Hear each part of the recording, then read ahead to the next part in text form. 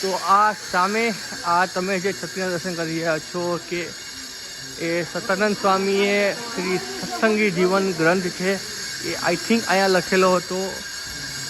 જે લોકોને ખબર હોય પ્લીઝ મને નીચે કોમેન્ટ બોક્સમાં જરૂરથી બતાવો. તો અહીંયા તમને હું દર્શન કરાવું છું. જે મહારાજ જે જગ્યાએ સંતેડા હતા એ અગોતરા કાળની વખતે એનો દર્શન તમને થાય છે. લખેલું છે કે તો આ જગ્યાએ મહારાજે જે ગોપીનાથજી મહારાજની મૂર્તિ જે જગ્યાએ બનાવવા માટે મહારાજે કીધેલું હતું.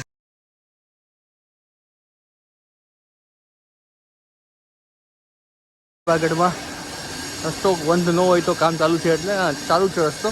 તો અહીંથી જઈએ છીએ આપણે દાદા ખાચરના દરબારગઢમાં. અક્ષરવડી પણ આ તરફ જ છે.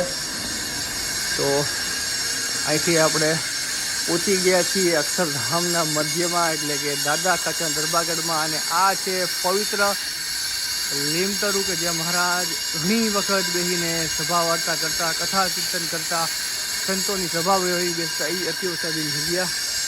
તો અહીંથી પહેલાં આપણે જઈએ છીએ ઉપર અને ચાલુ કરીએ છીએ દર્શન કરવાનું અલગ અલગ ઓરડાના. તો આ સૌ પ્રથમ ઓરડો છે એના તમે આ દર્શન કરી શકો છો. દાદા ખાચરના પ્રસાદીનો ઓરડો. શ્રીજી મહારાજ ઘણી વખત આ જગ્યાએ રહેલા છે. આ ઓરડો. તો અહીંથી તમને જે બીજો ઓરડો છે ત્યાં દર્શન કરાવું છું. તો આ પણ તમે દર્શન કરી શકો છો મૂળજી બ્રહ્મચારી અને મહારાજના. અને આ પ્રસાદીનો ઓરડો. અને હવે પાછા અહીંથી આપણે નીચે જશું અને નીચે રહીને તમને હું બીજા અલગ અલગ ઓરડા છે ત્યાં દર્શન કરાવું છું. અને પછી મહારાજ જે જગ્યાએ રહેતા એવી પ્રસાદી અતિ પ્રસાદીની જગ્યા કહેવાય કે મહારાજ ત્યાં મહારાજનું ઘર કહેવાતું એવું અક્ષરવડી. તો ત્યાં જઈએ છીએ આપણે. એ પહેલાં તમને હું આ પવિત્ર આ લીંબ તરુના તમે દર્શન કરી લ્યો. જે મહારાજ અહીંયા બેસીને સભા કરતા, કીર્તન બોલાવતા, અહીંયા જ બેસીને બધી એ પવિત્ર લીંબ તરુના પણ તમે દર્શન કરી શકો છો. અહીંથી હવે આપણે આગળ જશું અને આ તમે દર્શન કરી શકો છો. પ્રસાદીનો ઓરડો છે એમાં તમે આ દર્શન કરી શકો છો.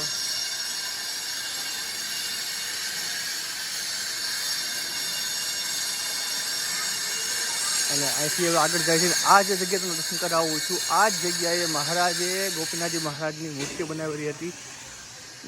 બનાવવા માટે જે જગ્યા આપેલી હતી તો આ જ જગ્યાએ મહારાજે જે ગોપીનાથજી મહારાજની મૂર્તિ જે જગ્યાએ બનાવવા માટે મહારાજે કીધેલું હતું. જે કડીઓ છે તે આ જ જગ્યાએ મહારાજની મૂર્તિ ગોપીનાથજી મહારાજની મૂર્તિ બનાવતા હતા.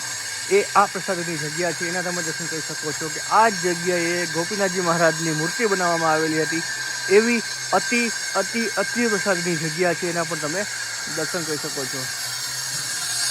ત્યાંથી આપણે આગળ જશું.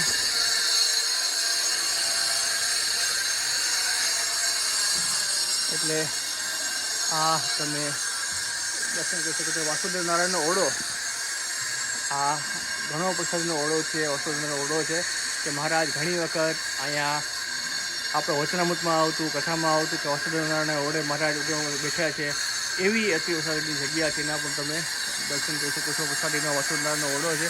ઉપર લખેલું છે શ્રી વાસુદેવ નારાયણનો ઓરડો. એના પણ તમે આ દર્શન કરી શકો છો. અને આ તમે ભક્તરાજથી બાપુ દાદા ખાચર પરિવારનું વંશવૃક્ષ છે એના પણ તમે આ દર્શન કરી શકો છો. દાદા ખાચરનું વંશવૃક્ષ છે એના પણ તમે આ દર્શન કરી શકો છો. અહીંથી હવે પાછા આગળ જઈએ છીએ આપણે. અને આગળ પણ તમને દાદા ખાચરના દરબારગઢના તમને હું દર્શન કરાવું છું. તો આ ઓરડાના પણ તમે દર્શન કરી શકો છો. શ્રીજી મહારાજની જે પટ પ્રતિમા છે એના પણ તમે દર્શન કરી શકો છો. અતિ અતિ અતિ વરસાદીની પ્રતિમાના પણ તમે દર્શન કરી શકો છો.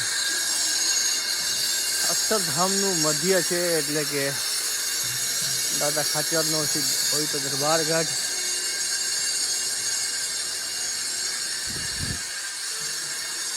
તો આ ઓરડાના પણ તમે દર્શન કરી શકો છો. અહીંયા પણ શ્રીજી મહારાજની જે પટ પ્રતિમા છે એના પણ તમે દર્શન કરી શકો છો. તો આ પવિત્ર દાદા ખાચરનો દરબારગઢ છે અને આ એ પ્રસાદીનું લીમતરું. અહીંથી નીચે ઉતરીએ છીએ આપણે, લીમતરું દર્શન કરવા માટે જઈએ છીએ.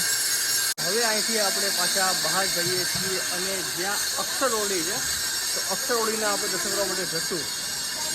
તો આ સામે આ તમે જે છત્રીના દર્શન કરી રહ્યા છો કે એ સતાનંદ સ્વામીએ શ્રી સત્સંગી જીવન ગ્રંથ છે એ આઈ થિંક અહીંયા લખેલો હતો. જે લોકોને ખબર હોય પ્લીઝ મને નીચે કોમેન્ટ બોક્સમાં જરૂરથી બતાવજો. એ છત્રીના પણ તમે આ દર્શન કરી શકો છો. એક્ઝેક્ટ દાદા ખાચરનો દરબારગઢ છે ત્યાં જ આ પ્રસાદીની છત્રી આવેલી છે. હવે આપણે જાશું કે જે જગ્યાએ મહારાજનું ઘર કહેવાતું એવું અક્ષર ઓરડી. તો સામે તમે દર્શન કરી રહ્યા છો એ પ્રસાદીની અક્ષર ઓરડી છે. તો અક્ષર ઓરડીનો જે પેલા નીચેનો ભાગ છે ત્યાં જશું અને ત્યાંથી આપણે ઉપલો ભાગ છે ત્યાં જશું.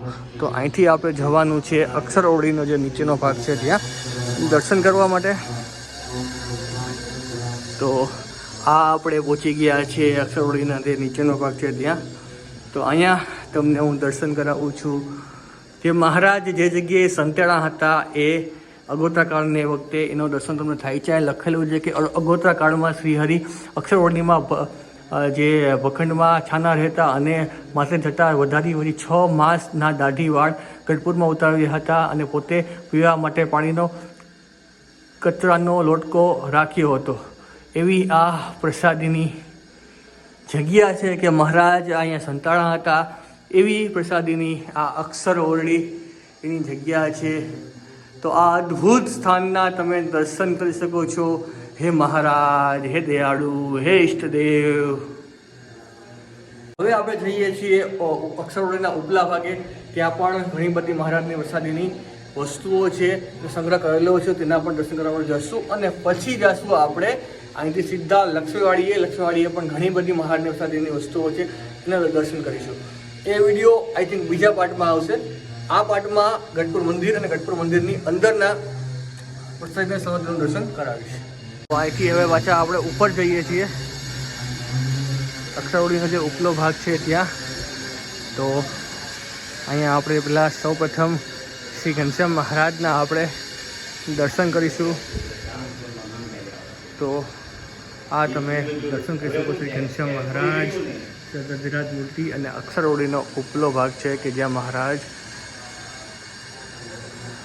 રહેતા એવી હતી પ્રસાદીની જગ્યા. તો હવે તમને પાછળ એક જગ્યા લઈ જાઉં છું જે ગંગાજળીયો કૂવો કહેવાતો કે મહારાજ એ જગ્યાએ કૂવામાં ઘણી વખત સ્નાન કરેલું છે એવો અતિ પ્રસાદીનો કૂવો છે. તો આ પ્રસાદીનો જો સામે તમે જોઈ રહ્યા છો એ ગંગાજળીયો કૂવો છે. મહારાજ ઘણી વખત આ કૂવાએ સ્નાન કરેલું છે એવો અતિ પ્રસાદીનો કૂવો છે. એક્ઝેક્ટ આ પાછળ અક્ષર ઓરડી છે. અક્ષર ઓરડીની પાસે જ આ પ્રસાદીનો કૂવો આવેલો છે. લખેલું છે પ્રસાદીનો ગંગાજળીયો કૂવો. અને જો આ ચિત્ર પણ દર્શાવવામાં આવેલું છે કે મૂર્તિ બ્રહ્મચારી મહારાજને એ કૂવામાંથી પાણી ભરીને આ બાજુ બેસીને મહારાજ સ્નાન કરે છે એવી અતિ પ્રસાદીની જગ્યા છે. અને આ પવિત્ર પવિત્ર પવિત્ર અક્ષર ઓરડી કે જ્યાં મહારાજનું ઘર કહેવાતું એવી અતિ પ્રસાદીની જગ્યા. આ બાજુ પણ તમે જોઈ શકો છો. આ જે સ્થાન છે એ લક્ષ્મીવાડીમાં સ્થાન છે. ત્યાં જશું આપણે, એના પર તમને હું દર્શન કરાવીશ.